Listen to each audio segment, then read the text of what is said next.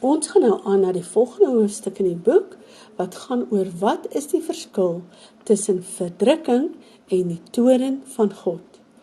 Christene wat in die geheime wegraping glo, vind dit baie keer moeilik om te onderskei tussen die verdrukking van die Heiliges en die toorn van God oor die goddelose.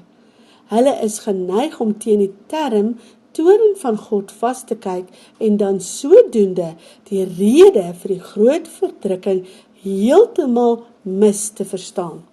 Daar is 'n paar algehele verskille in sienswyse rondom die wegraping en hoekom die wegraping dan gaan geskied. Kom ons kyk na een van hierdie stellings. Maar God het ons nie bestem vir toorn nie. Hierdie is een van die grootste redes waarom Christene in die geheime wegraping glo. Nog 'n weergawe van die besware gaan soos volg. Ek kan nie glo dat Jesus eers sy bruid gaan aanrand deur die uitstorting van sy toorn en haar dan gaan kom haal nie. Al twee hierdie sieninge sinspeel dan daarop dat die toorn van God en die groot verdrukking in dieselfde lig gesien kan word. God se toorn word wel uitgestort gedurende die groot verdrukking en veral met die slag van Armagedon, volgens Openbaring 6 vers 15. Die konings van die aarde en die grootes en die rykes en die owerstes oor 1000 en die magtiges en al die slawe en al die vrye mense het hulle self weggesteek in die spilonke en in die rotse van die berge en vir die berge en die rotse gesê, val op ons en verberg ons vir die aangesig van hom wat op die troon sit en vir die toorn van die lam van die groot dag van sy toorn het gekom en wie kan bestaan? Daarna sal sy toorn op die goddelose ewigdurend wees met die hel van verdoemenis. Ons moenie vrees vir die mense wat die liggaam kan doodmaak nie, maar die siel nie kan doodmaak nie, maar vrees liewer hom, God die Allerhoogste, wat die siel, sowel as die liggaam, in die hel kan verderwe. Want God het ons nie bestem tot toorn, met ander woorde, die hel nie, maar om die saligheid, die hemel te verkry, deur ons Here Jesus Christus, wat vir ons gesterf het, sodat ons saam met hom kan lewe vir ewig. As ons in Christus is en bly, word God se toorn, ewige verdoemenis, vir altyd afgewend. Hierdie siening is dus gebaseer op 'n misverstand van die omskrywing van God se toorn teenoor die groot verdrukking. Hulle kan nie in dieselfde asem genoem word nie.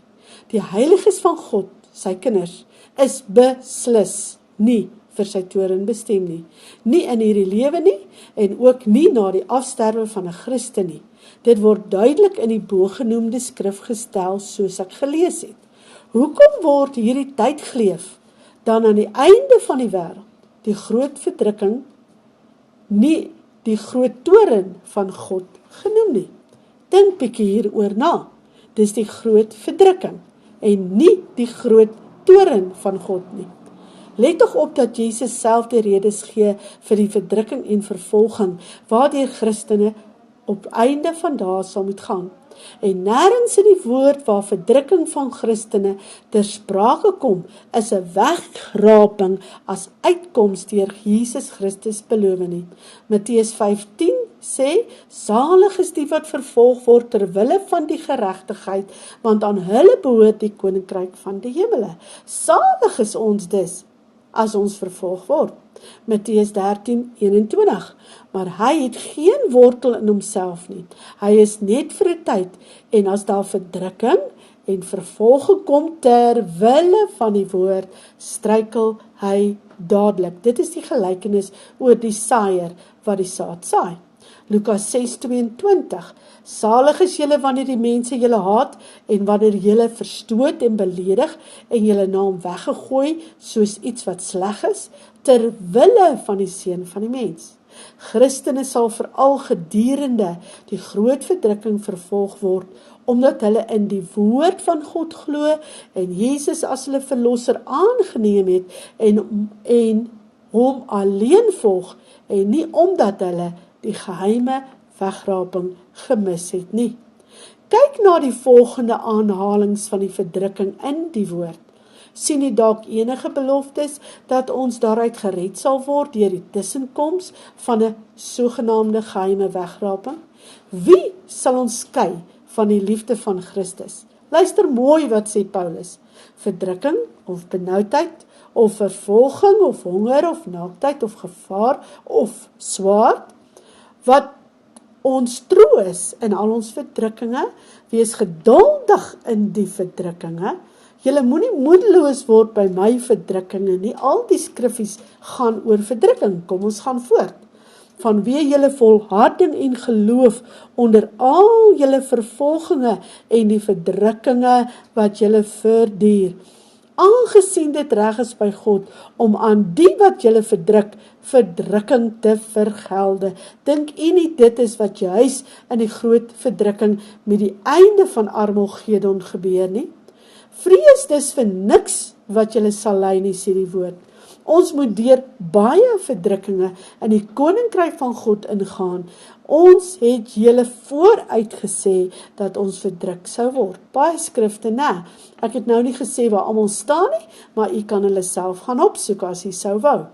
Jesus verklaar vooruit sy wederkoms deur Matteus 24, waar daar geen sprake van voorverdrukking redding vir Christene is nie.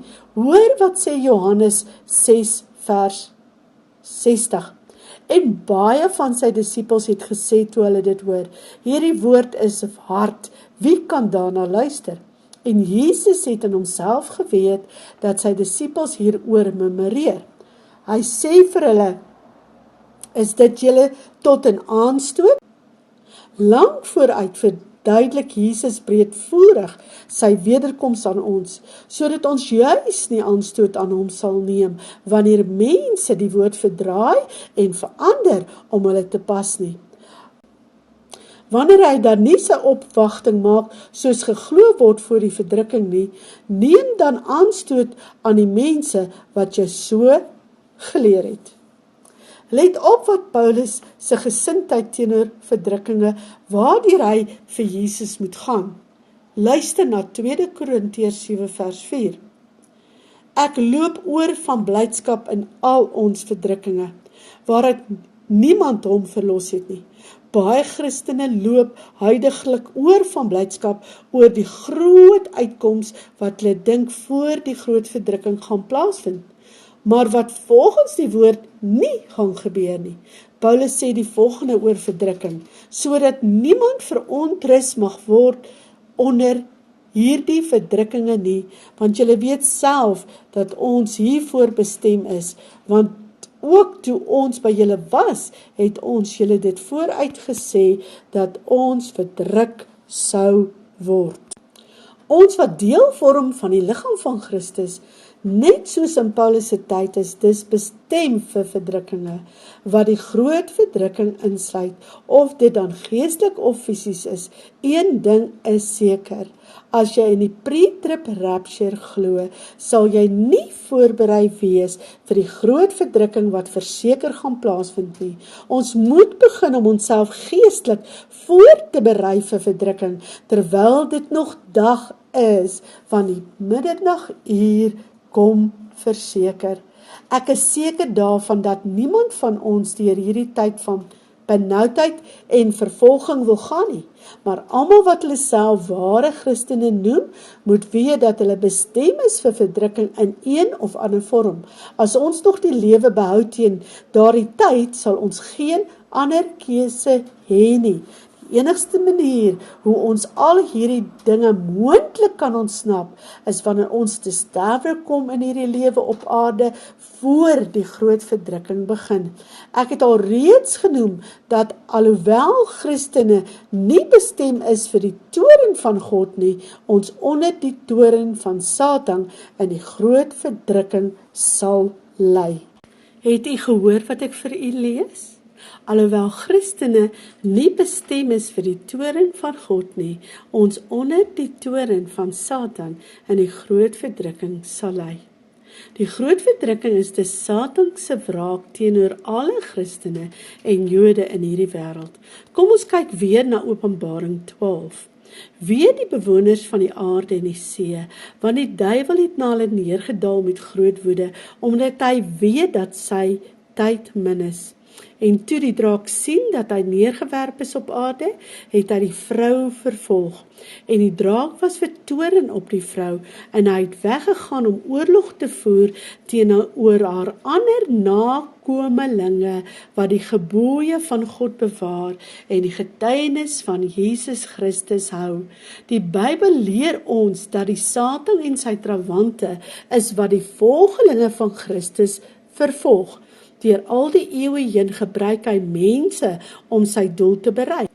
Die duiwel is al behoorlik los op aarde en hy weet dat hy baie min tyd oor het om te heers op hierdie aarde.